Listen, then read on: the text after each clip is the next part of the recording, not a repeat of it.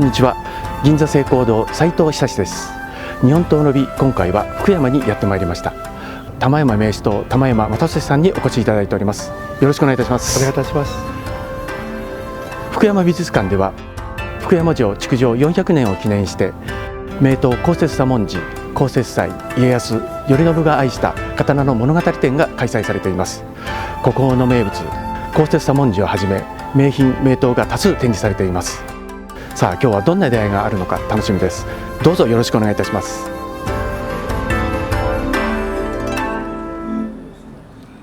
こんにちは。こんにちは。今日はお忙しいんだから本当にありがとうございます。こちらこそありがとうございます。福山美術館大前さんです。こちらは福山城のお膝元ということで本当に環境も良くて、また駅からのアクセスも本当に素晴らしいこの場所で初めてこちらへ伺ったんですけども、玉山さんは？私は何度か、勉強させていただいておりまして、もう圧巻の作品ですよね。来るたびに毎回感動してます。でこちらのちょっと美術館のこのコンセプトというかご説明をいただければと思います。この福山美術館はですね、1988年にオープンしまして、コンセプトは見る、作る、学ぶ、そして触れ合うということでして、たくさんの方に触れ合っていただく、そういった目的で作られております。コレクションとしましては郷土ゆかりの作家ですよね。松正出秀夫ですとか日本画家の作品もありますし、あと瀬戸内県のエリアということもあります。そしてまた日本の近現代の作品もありますし、あとイタリアを中心とするですね近現代の美術作品のコレクションをしております。絵画作品以外にもですね、刀剣ですね、小松康弘コレクション2018年に指導いただきまして、その後こちらの美術館でご紹介を主にさせていただいてたんですけども、で今回公設左文字ですねに焦点を当てたということでありますので、一振りがどういういきさつでどんな人の手を通して今私たちの目の前にあるかというのを感じ取っていただけたらというふうに思っております。私も初めて国宝の公設左文字拝見できるということで、本当にもう数日前からワクワク楽しみでやってまいりました。本日はすみません、よろしくどうぞお願いいたします。よろしくお願いいたします。お願いいたします。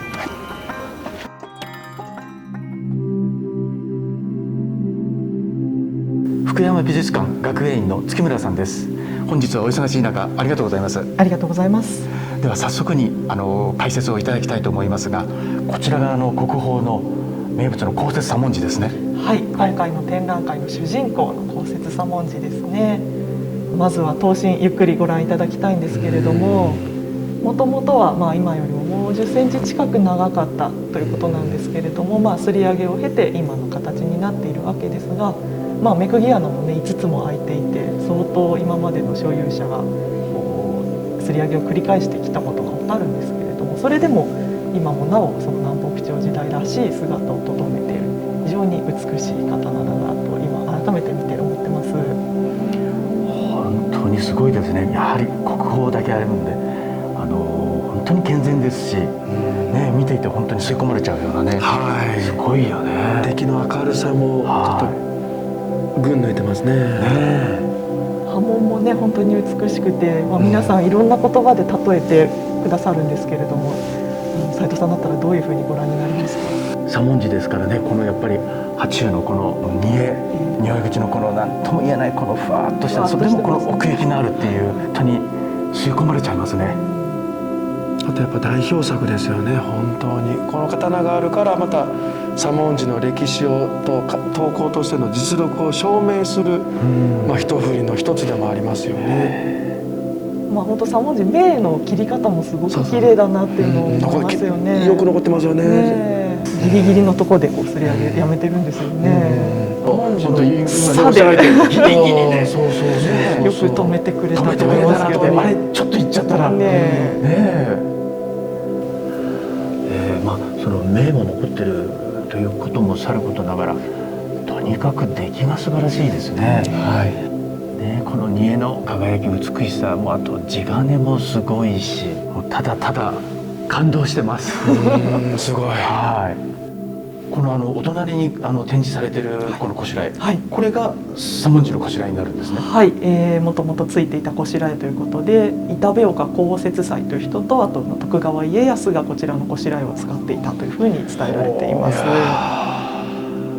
もうね言葉が出ないですよね。本当ですね。はい。サメ側を巻いていて、で本当にねすごく大きいエイの皮を使ってるんだと思うんですけれども、はい、それをこうシックにでもかっこよくまとめてますよね。あとまたその時代経過によるこの漆の落ち着きと、このまた使い糸もそうですしの、この時代経過のこの味が慣れた感じがしますよね。つばもいいんですよね。はい、つばめっちゃいいです。素晴らしいです。はい、地味なんですけど、武将が所有したっていうなんかもういかにもこう武骨な感じ、それが何とも言えないですね。あとまた実践用で塚ちょっと長くないですか？そうちょっと長くて目抜きの位置もつば寄りでそうかも変わってますね。大体ね、三つ割り半っていうのが、塚に対してっていうのがなんか基本のあれらしいんですけど、これちょっと長い。三つ割り半じゃなくて塚がね、いうように長いから。だから多分めちゃくちゃ本当に実践用で。だからもう長くしてもろ手できちっとってことなんでしょうね。展示じゃなくて、家康公がね指していたであろうこのこしらえを今ね現物目の前にして我々こんな感動はもう他にないですね。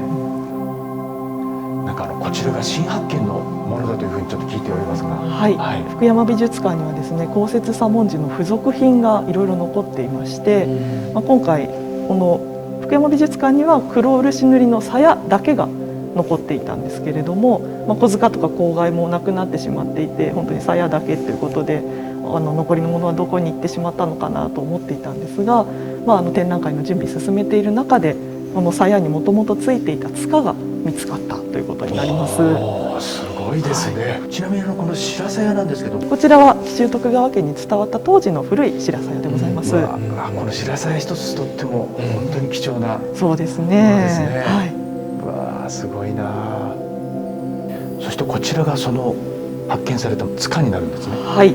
頼信がですね、家康からもらったこしらえを使うのではなくて、自分なりに使いやすいように作ったそういう替え塚だったということが今回分かりました。塚と一緒に由緒書きも残ってまして、先ほどご覧いただいた鮫川のこしらえもそうですし、今回のこの塚に関することもすごく細かく書いてある資料です。幸節左文字はいろいろな付属品、袋ですとかたくさん残ってるんですね。そうですね。ただ持っていたというだけではなくて、頼信が自分なりにカスタマイズしていった、そういう跡も伺える貴重なものだなと思います。頼信公はそれほどこの幸節左文字を本当に愛してたんですね。そうだと思います。自分が幼い時に家康から直接もらったものということもあるので、本当に宝物だったのかなと思います。そうですね。この多くの資料ですね、そういうことをなんか伺い知ることができますね。そうですね。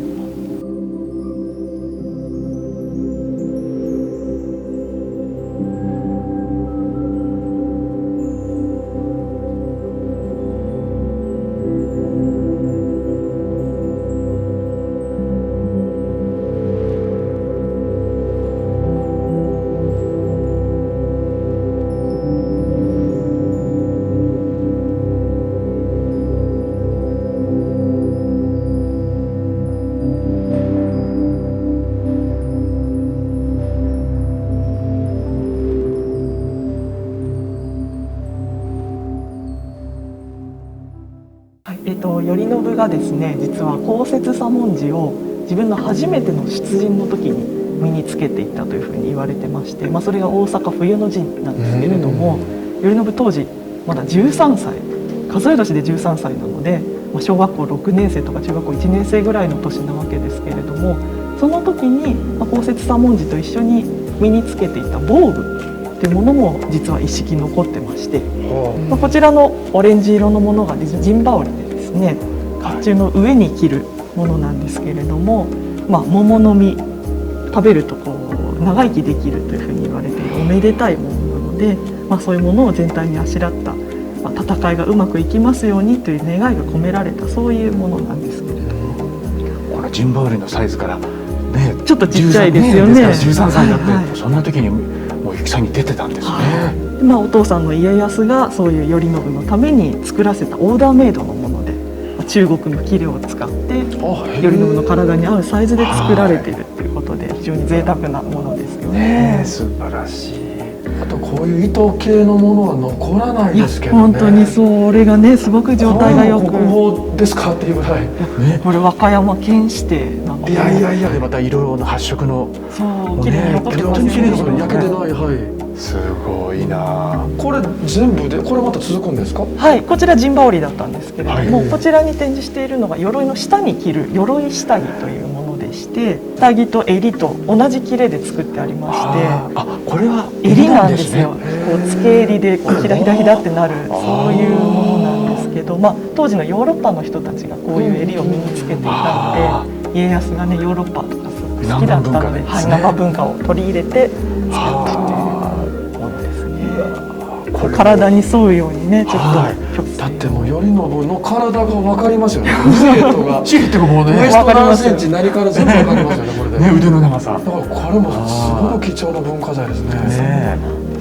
で、まあ多分冬の陣の時にこの裏地のあるで、まあ、襟もつけてちょっと暖かい方を着て、はでこちらの麻でできている方は、まあ、夏の陣、冬の陣の後夏の陣だったので、はいその時にまあもう少しこう風通しのいい鎧下着を身につけたのかななんてことも想像できるものです。なるほど。